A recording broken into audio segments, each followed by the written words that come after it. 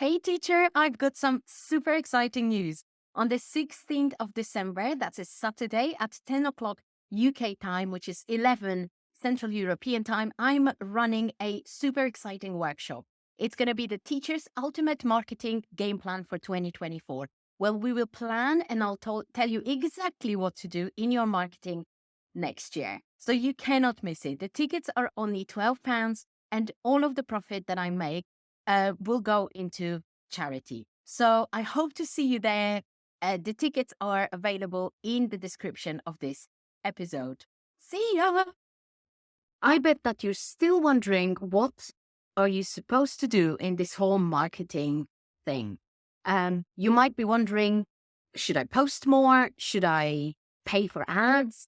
So in this episode, I'm going to tell you exactly what marketing is and how to do it regularly, what kind of parts it involves, so that there are no more question marks for you. Hi, my name is Ola, and this is Get Richer Teacher Podcast, a podcast for ambitious language education business owners who want to teach, scale their businesses, make a bigger impact, and live life on their own terms.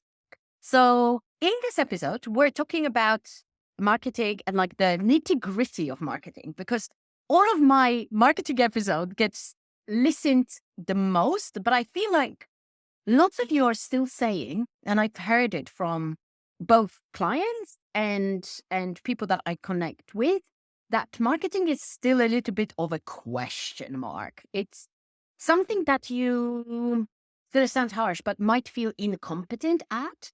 And I think it's a very uncomfortable feeling. So hopefully today, after today, you'll feel like you know a little bit more about what you want to do.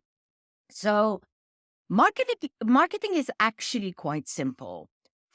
In order to have or build any sort of marketing strategy, you need the foundations figured out. So your target audience and an offer. So sending lessons will not work because that's not an offer. And then have a list of things that you do regularly to drive traffic, so drive people to the offer, right? And it's not all the people, it's the right relevant people who will find your offer useful, suitable, something that they will want to pay for, okay?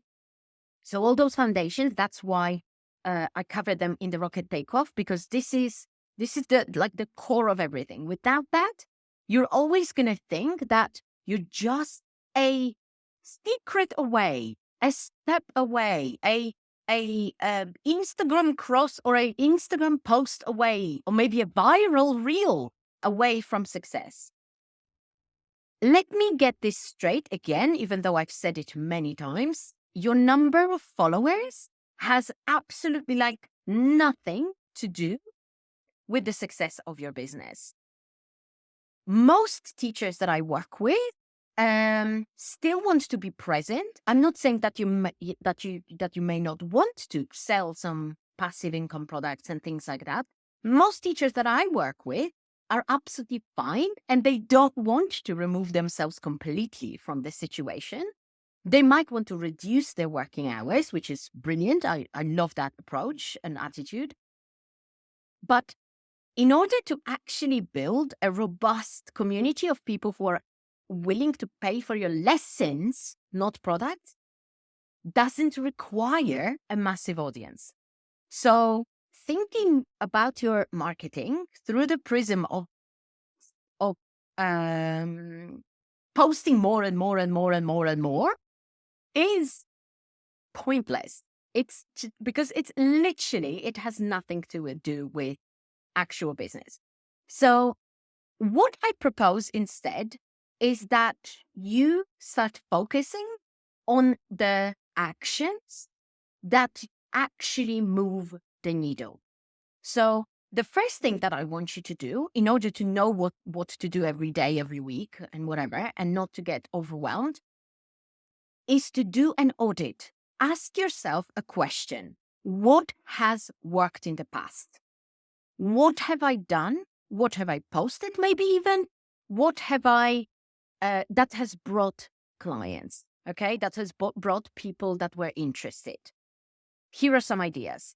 Maybe you post it and gave people some sort of a deal that was a really good deal. Maybe you've asked your current students and clients to bring a friend. Maybe you did such a good job that people recommended you. And like, let me pause for a second on word of mouth. Word of mouth is brilliant. Like, let's not kind of, what's the word? Criticize word of mouth, or like teachers come to me and say, oh, I only use word of mouth. And like, it's a super powerful marketing technique. But if you want to grow, if you want to do more things, you need to be thinking about like long-term sustainable marketing as well. So if word of mouth works, double down on word of mouth. Absolutely.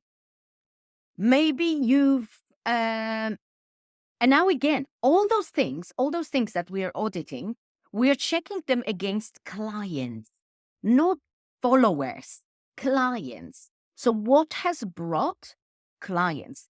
If you're not tracking that yet, that is your nudge to start tracking what works for you. Because everybody gets lost, everybody gets hooked and like obsessed a little bit with, oh yeah, so when I had one person on Instagram, then there was less interest. Now I have more, so obviously people are more interested. It doesn't work like that. It doesn't matter how many people you have. Like, let's be honest, your capacity, if you're teaching live, if you're basically charging for packages of lessons, is not that big anyway. So why would you need 1,000 people in your community? You don't need that. You need a group of engaged people who are relevant, who care about the solution that you provide, and they need to be ready to buy from you, but you need to prepare them to be ready. Okay? So the audit is going to be first. Number 2, and that's the second area of marketing, is the attraction. So what are you doing to attract more people into your audience? And now I'm going to share a little secret with you. My lovely client, Katie, I hope she doesn't mind that I mention her name.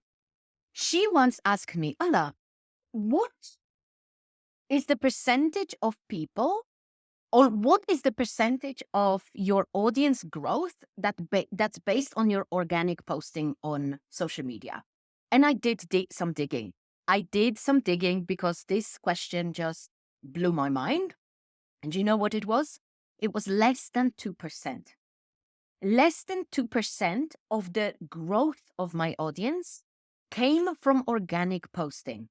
So organic posting doesn't really work for me. And I bet in many cases, but correct me if I'm wrong, doesn't work for you either.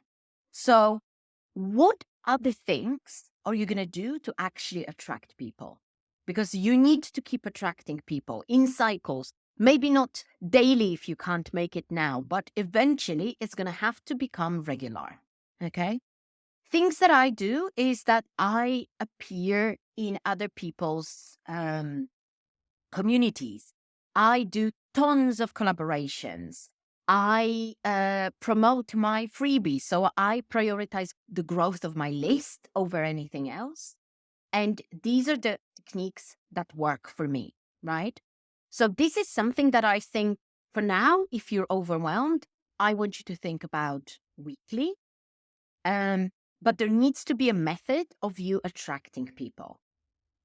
The second thing is, how do you keep the people who already come engaged and closer to buying from you? So we call it nurturing.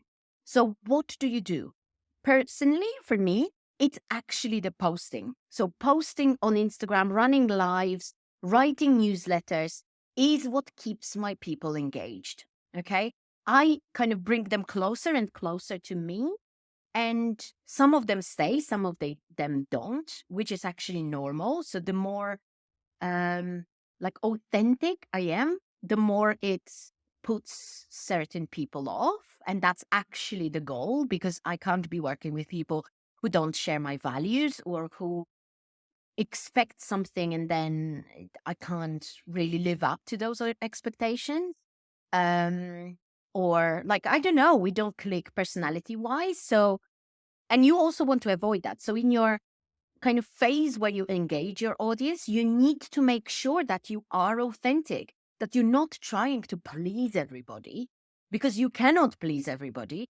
And imagine that if you're just being super professional or super like, oh, this is how it's supposed to be, then you're not showing the true you, the true values that you have. There is a risk of the wrong people inquiring about your classes. It happens to me less and less now, the more authentic I am, but it still happens. And it's awful, because then you're gonna saying no is not a bad thing. It's actually a muscle that you also need to practice. But what needs to actually happen is that those people filter themselves out. And in most cases, they kind of do. And you do it in different ways, mainly by your content, what you say in your content. And it kind of has to be controversial. It doesn't have to be polarizing. Like, you don't have to be me, basically. You don't have to like say things that are outrageous, but it needs to be authentic. It needs to be you, because otherwise, again, you're going to attract some, or people who are not the best are going to stay in your world. And the third thing is helping those people convert. So helping those people decide that they want to work with you. So attraction, then there is nurturing, then there is conversion. And in the conversion stage, you basically make offers. So I always say on my Instagram, choose one day a week where you talk about your offers. So what most teachers skip is usually one of those three stages, and they kind of work like a circle, like a triangle, but like I want to say a circle, because you swirl people into your world. The more of that attraction, nurturing, and conversion content you create. And basically, conversion is what we're all here for. So if you're only posting content that is free and educational and useful, you're doing yourself a massive disservice, because those people are going to get used to the free stuff, and they are going to be surprised when you finally wake up and say, hey, I've got something to sell. So you need to do it regularly. This is also another thing that will put off people who are not there for the right reasons. You don't want to have, at any cost, an audience of people who are there to learn with you for free on Instagram or on YouTube or whatever. You don't want that. I guarantee you don't want that, because that kind of type of audience is extremely hard to monetize. So you need to be thinking about in what ways or in what posts you could, you are actually telling people, hey, sign up here. I've got spots available for my one-to-ones, or my group class is opening, or my whatever. You need to be doing that regularly. And this is it. You need to have a built-in way of attracting, of nurturing, and of converting, ideally weekly. So to give you a proper task list, my